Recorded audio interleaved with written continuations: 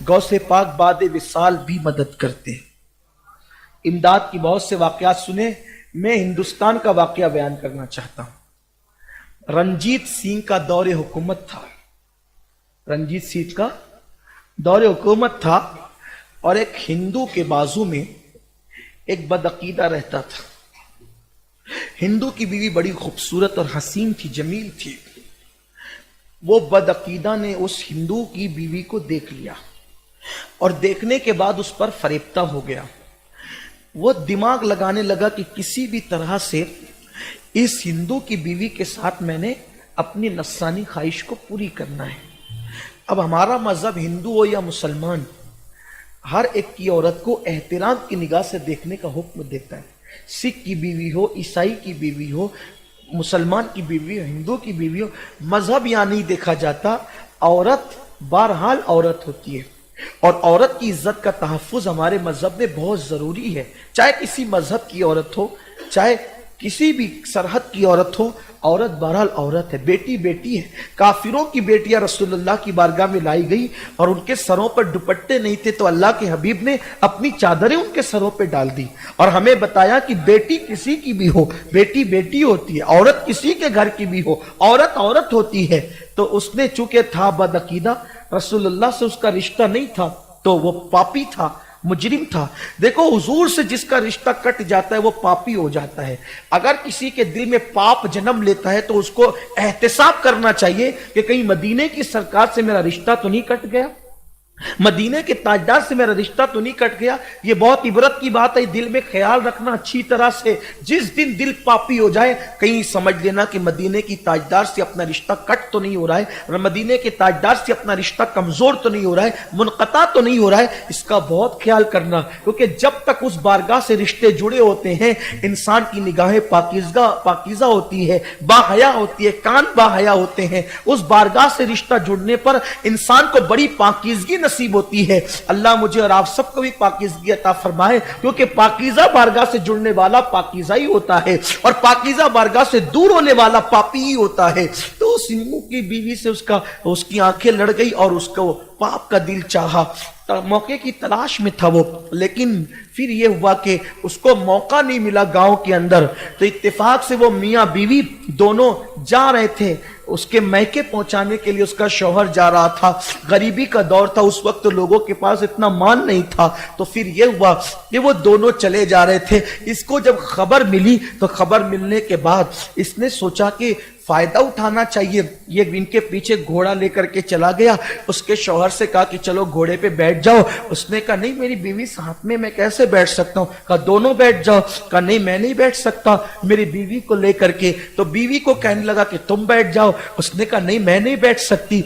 आखिरकार ये हुआ कि जब बहुत इसरार किया, शिद्दत की, डराया धमकाया, तो उस औरत ने कहा कि मैं और मेरा शौहर तुम्हारे घोड़े पे जरूर बैठ जाएंगे, लेकिन एक शर्त है, तुम जमानत दो कि हमारे साथ बुराई नहीं करोगे, हमारे साथ गलत नहीं करोगे, बदनीयती तुम्हारे अंदर नजर आ रही, बदनीयती नहीं करोगे।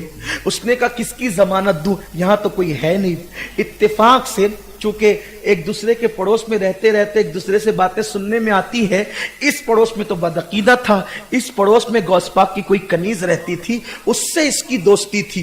तो वो जो कनीज थी गौस पाक की, सुन्नी कनीज, वो इसको बताती थी कि हमारे मुर्शिद गौस पाक हैं, उनकी करामत ये है, वो मदद के लिए आते हैं, वो इमदाद के लिए आते हैं, उनको पुकारो तो वो मदद करते हैं, और ये होता है और ये होता है और ये होता है और ये होता है और ये होता है, ये सब चीजें वो बताती थी। तो ये मजहब की मुसलमान नहीं थी, लेकिन चूंकि औलिया अल्लाह की करामत सुन सुन करके इसके दिल में गौस पाक की मोहब्बत पैदा हो गई थी। तो उसकी सोचा कि मुसलमान है। अब वो तो बेचारी दूसरे मजहब की थी, समझा कि सारे मुसलमान एक जैसे होते हैं, जैसे कि आज भी दूसरे लोग समझते हैं सब एक जैसे होते हैं, इसीलिए लोग बदगुमान भी होते हैं। अल्लाह अकबर। तो जब उसने कहा कि यहां जंगल में कौन है जो जिसकी जमानत दूं, का एक काम करो, वो तुम्हारे जो बगदाद वाले बड़े पीर है ना, उनकी जमानत दे दो, बस मैं तुम्हारी सवारी पर बैठ जाऊंगी अपने शौहर के साथ। अब चूंकि वो था बदमजहब, उसने सोचा कि बड़े पीर के नाम से मेरी बिगड़ी बन रही है ना। जब तकरीर करते हैं तो कहते हैं हराम है, शिर्क है, बिदअत, लेकिन जब मुराद मिलने वाली होती तो फिर बराबर याद आते हैं। फिर क्या हुआ, कहा कि ठीक है तुम वो जो बड़े पीर बगदाद वाले ना, बड़े पीर साहब, हम जो वो उनकी जमानत देते हैं, बैठ जाओ तुम्हें कुछ नहीं होगा। अब जैसे दोनों मियां बीवी घोड़े पर बैठे, इसने निकाली तलवार और तलवार निकाल करके इसके शौहर को कत्ल कर दिया। जैसे शौहर को कत्ल किया, उसकी लाश गिराई और घोड़ा दौड़ाने लगा। जब घोड़ा दौड़ा रहा था तो वो पीछे मुड़ मुड़ कर देखती थी, पीछे मुड़ मुड़ कर देखती थी, पीछे मुड़ मुड़ कर देखती थी। उस बदबख्त ने कहा, ए लड़की तू पीछे मुड़ मुड़ कर किसे देख रही है? तो उसने कहा, बगदाद वाले बड़े पीर साहब को देख रही है। बगदाद वाले बड़े पीर साहब को देख रही है।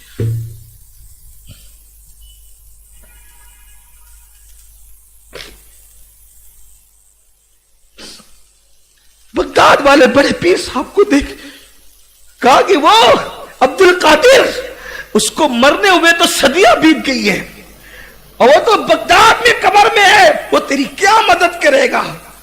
वो तेरी क्या कहा, कुछ भी हो, तूने उनके नाम को लेकर के मुझे बिठाया था, मदद तो मेरे बड़े पीर ही ने करना है।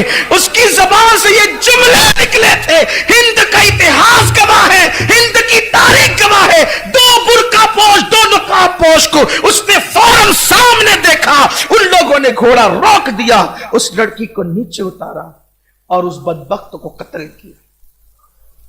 और उसके बाद उससे कहा, बेटी आगे बढ़। उसके शौहर के पास गया जो सर कटा हुआ था, सर को जोड़ करके कहा, कुम बिस्मिल्लाह।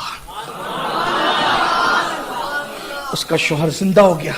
वो घोड़ा लेकर के दोनों मियां बीवी जब आए तो रंजीत सिंह के वो के कचहरी के अंदर वो मुकदमा उसके रिश्तेदारों ने दायर किया कि ये घोड़ा तो फुला का है, ये मियां बीवी घोड़ा लाए कहां से, हमारा आदमी नहीं नजर आता, इन्होंने कत्ल किया, हमारा आदमी चाहिए हमें। जब कचहरी में मुकदमा आया तो मियां बीवी ने कहा, भाई ये तो बात है, लेकिन हमने उसको कत्ल नहीं किया, कत्ल तो किसी और ने किया, तो ये बात है कैसे मान लेंगे?